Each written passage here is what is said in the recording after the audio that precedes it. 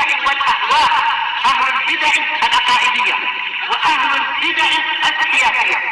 نقول بيننا وبينكم السلف، بيننا وبينكم الكتب، كان فيقول البدع بيننا وبينكم. Bismillahirrahmanirrahim. Kita qala Imam Al-Bukhari rahimahullah, al-babut tasi' wal ishrun, bab yang ke-29. Babu qiblati ahlil Madinah wa ahlil masyriqi wal maghrib. Bab kiblat penduduk Madinah itu macam mana? Demikian pula kiblat penduduk Syam wal masyriq, ya. Asyam wal masyriq, penduduk Syam macam mana? Syam ini yang di sebelah manakah dia? Barat. Masyriq yang sebelah timur. Bab ini membahas masalah bagaimana cara kita memahami kiblat dan mengisyaratkan bahwasanya syarat sahnya sholat adalah menghadap ke kiblat, menghala ke kiblat. Tayyib. Kemudian Imam Bukhari mengatakan, laisa fil masyriqi wala fil maghribi qiblah. Tidak ada di timur dan di barat itu kiblat. Maksudnya bagaimana? Dijelaskan oleh Al-Hafidz Ibnu Hajar, ini untuk penduduk Madinah atau penduduk yang polanya seperti penduduk Madinah. Kiblat mereka itu antara barat dan timur. Bukan ke timur, bukan ke barat. Tapi ke arah Baitullah, ke arah Ka'bah, yaitu antara barat dan timur. Ini untuk memudahkan. Jelas sekarang lebih teliti harus, karena sudah ada alat-alat yang membantu. Baik. Tapi apa? Jangan sampai ketika kita di Madinah betul-betul menghadap ke matahari terbit atau ke matahari terbenam. Jelas itu bukan kiblat. Itu kiblat tok siapa? Ya kita lihat, penduduk yang di timur kiblatnya ke barat, penduduk yang di barat kiblatnya ke timur. Lihat apa yang sesuai dengan apa? Ka'bah. Ini kata Al-Hafidz Ibnu Hajar. Liqaulin Nabiyyi sallallahu alaihi wasallam. Berdasarkan sabda Nabi sallallahu alaihi wasallam, la tastaqbilul qiblah, jangan kalian menghadap ke kiblat bi ghaitin au baul, dengan berak ataupun dengan kencing, walakin syarriqu au gharribu, tetapi hendaknya kalian ke arah timur atau ke arah barat. Berarti untuk penduduk Madinah, timur dan barat memang tidak ada kiblat. Nah, kiblatnya ya di antara itu, tinggal disesuaikan. Oh ya, berarti apa? Menghala ke jalur-jalur selatan gitu ya kalau kita di Madinah itu. Nah, kita ke selatan untuk menuju ke arah Ka'bah yang di utara itu, yang di selatan itu. Tayyib. Hadis ini sahih, ma'ruf. Tapi nggak dikasih catatan di sini ya. Kita masuk ke hadis yang musnad yang ada sanadnya.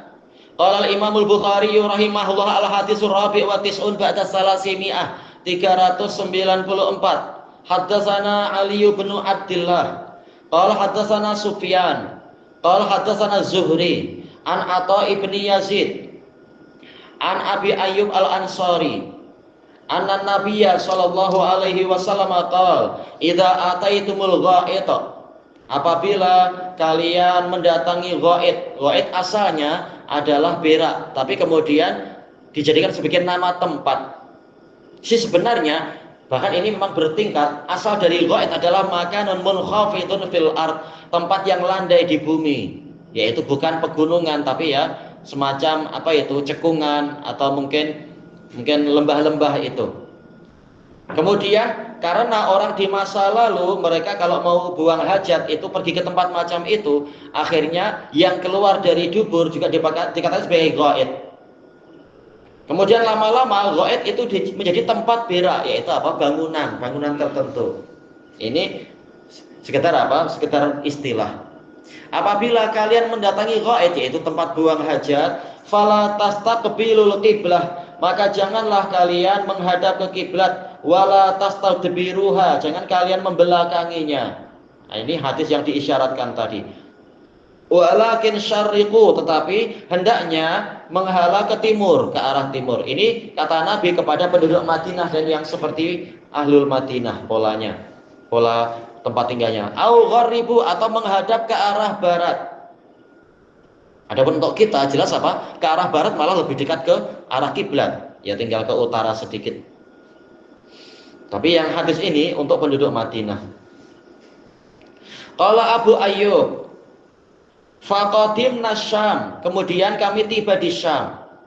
Fawajadna marahid, kemudian kami mendapati bilik-bilik air, bilik-bilik tandas itu buniyat qibalal qiblah, dibina ke arah kiblat, yaitu ke arah Masjidil Haram, ke arah Ka'bah. Fanan harif, maka kami pun menyimpang, yaitu tatkala perlu buang hajat masuk ke bilik air itu, kami posisinya agak menyerong agar tidak betul-betul menghadap ke kiblat atau membelakangi kiblat. Lihat mana yang disesuaikan. Kemudian wa nastaghfirullah taala, dan kami mohon ampun pada Allah taala atas musibah yang didapati di Syam. Thayyib. Wa aniz Zuhri an Atha qala sami'tu Aba Ayyub. Ini untuk menguatkan riwayat yang kedua, yaitu Atha bin Yazid Al-Laisi, beliau benar-benar mendengar dari Abu Ayyub, bukan an-anah yang ternyata tidak mendengar. Tayyib. Hadisnya riwayat Imam Bukhari dan asalnya adalah riwayat Muslim. Sebagian mengatakan asalnya riwayat Muslim juga. Di sini Imam Bukhari meriwayatkan dari guru, salah satu guru yang paling ahli ilal beliau, yaitu Abu Sufyan. Abu Sufyan kah beliau itu? Abu Sa'id apa? Abu Sa'id Ali bin Abdullah ibnul Madini. Iya, Abu Sa'id Al-Basri, iya, pakar ilal yang dijuluki sebagai Hayatul Wadi, ular lembah. Ali bin Abdullah. Iya. Afan ana salah tadi ya. Setiap Ali yang disebutkan dalam Kutubus Sittah kunyahnya adalah Abul Hasan. Abul Hasan, salah. Yang betul Abul Hasan, tadi ana salah. Yang betul Ali bin Abdullah, ini Abul Hasan. Qala haddatsana Sufyan bin Uyainah Abu Muhammad Al-Hilali Al-Madani. Sufyan Bukan Madani, apa namanya? Al-Makki. Beliau Makkah, penduduk Makkah. Hijaz. Iya, Hijaz, Makkah. Bukan Sufyan Bukan Sufyan As-Sauri, beliau Kufi. Nah, ini Makki. Sama-sama hidup sezaman. Iya, sezaman memang. Betul-betul sezaman. Thayyib.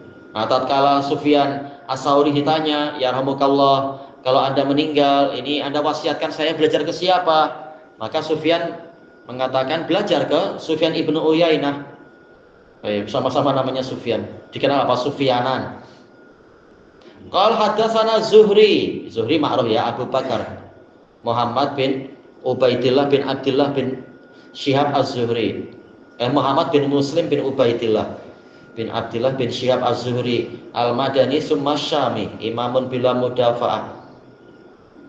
Thayyib. Pernah beliau termasuk salah satu yang mencatat hadis pertama kali dari umat ini setelah, yaitu yang di zaman tabi'in. Pernah beliau diuji oleh khilafah Bani Umayyah, diminta kumpulan hadis, maka beliau menulis hadis. Kemudian diserahkan pada Bani Umayyah. Tahu-tahu khalifah Bani Umayyah memanggil lagi. Kitabnya semalam hilang lah, tolong buat lagi sekarang. Biasa namanya, ya begitu. Nah, maka beliau buat langsung, ditulis. Ternyata diperiksa, ini bukunya nggak hilang, kami menguji engkau aja. Ternyata betul, sama persis, padahal memakai hafalan. Az-Zuhri. Ya, kalau mencari hadis ini, tentunya Muslim atau Abu Dawud, kita berjumpa setiap satu perawi sampai habis. Maksudnya bagaimana tuh? Kadang-kadang perawi satu di Baghdad, satu di Mesir, satu di Iya. Indonesia, satu di Hijaz. 5 itu kena dicari. Ya, kalau zaman dulu memang mereka mencari. Mayoritasnya adalah mencari. Sebagiannya dengan surat menyurat, disurati. Tapi seringnya memang rihlah, betul-betul mencari, berangkat jauh-jauh. Makanya Syu'bah mengatakan man talabal hadis aflas. Barang siapa mencari hadis, dia akan bingkraf, mengorbankan segalanya untuk cari hadis. Masing-masing guru. Kita enak masuk ke perpustakaan, masuk ke kedai kitab, langsung dapat ribuan hadis kita. Zaman dulu susah. Ya, itu jasa ulama zaman dulu. An Atha ibni Yazid, beliau adalah Abu Muhammad Al-Laisi Al-Madani. Ini ada dua tabi'in ya, Az-Zuhri tabi'i, Atha bin Yazid juga tabi'i. An Abi Ayyub, Abu Ayyub Al-Ansari, anak tadi tak sempat tengok ya. Nama beliau siapa ya? Malah terlupakan. Anak nama Ayyub. Ya? Anak Abi Ayyub, anaknya nama Ayyub. Tak tahu. Bukan Karena lupa nama beliau, Abu Ayyub.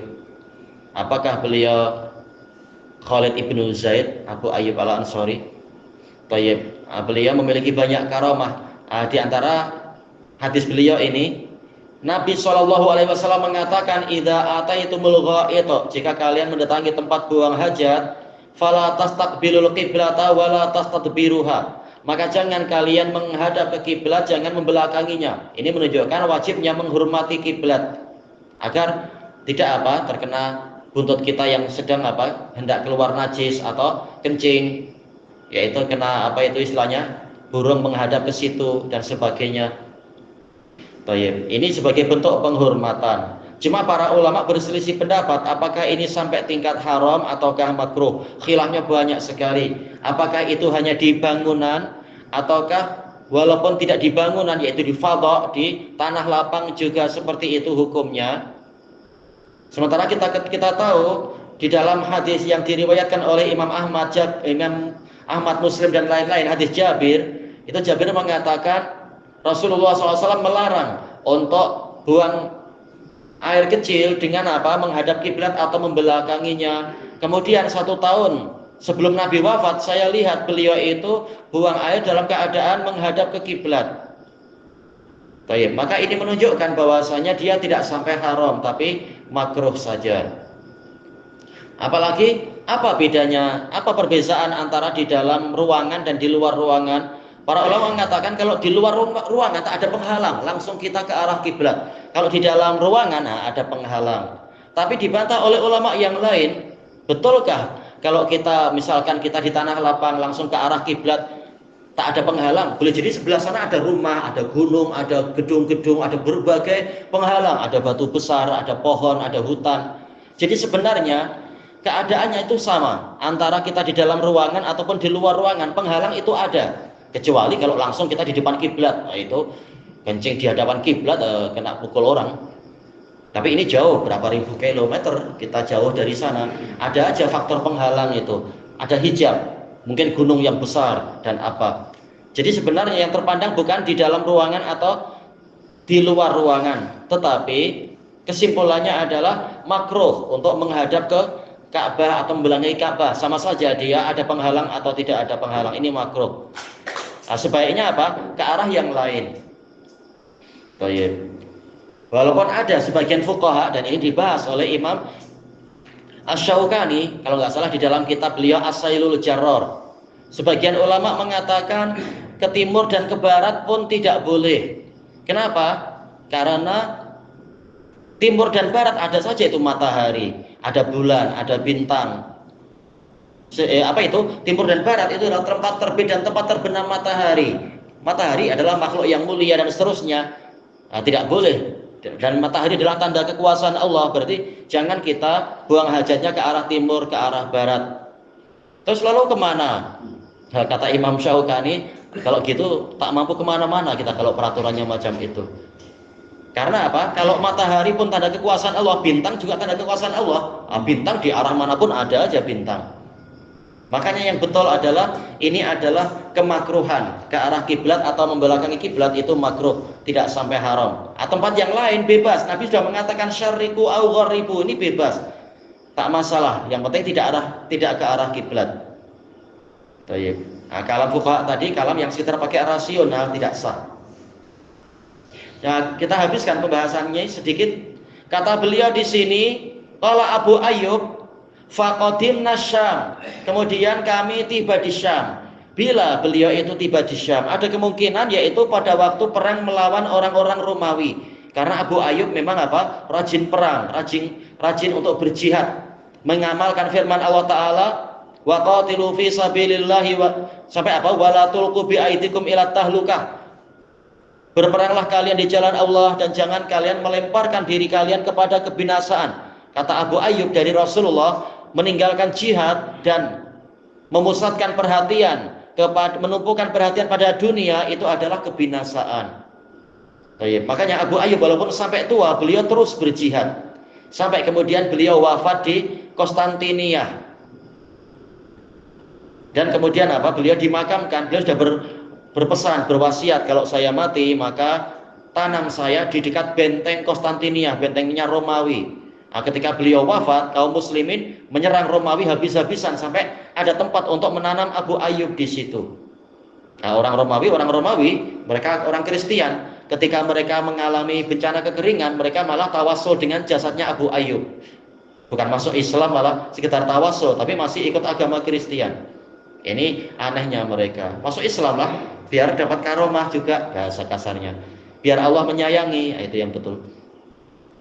Ini peristiwa Abu Ayyub tatkala beliau tiba di Syam, yaitu untuk berjihad. Nah, namanya jihad tidak selalu perang. Terkadang apa? Ada waktu tidur ya tidur, waktu buang hajat ya buang hajat, waktu mengajar di masjid ya mengajar di masjid. Kalau ada masjid di sana waktu itu misalkan. Baik. Nah, beliau mengatakan kami mendapati tempat buang hajat itu dibina ke arah kiblat, yaitu ke arah Ka'bah.